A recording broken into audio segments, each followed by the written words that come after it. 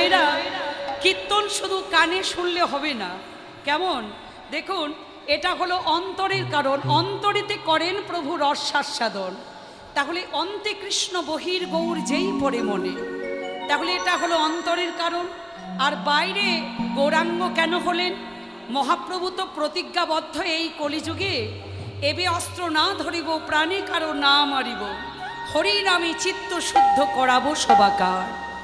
এই হরিনাম মায়েরা, আপনারা যে এত আকাঙ্ক্ষিত হয়ে এই হরিনাম আস্বাদন করতে এসেছেন, এই এত খরচাপাতি করে হরিনামের আয়োজন করিয়েছেন, এই হরিনাম গোলকে গোপনে রাখা ছিল জানেন।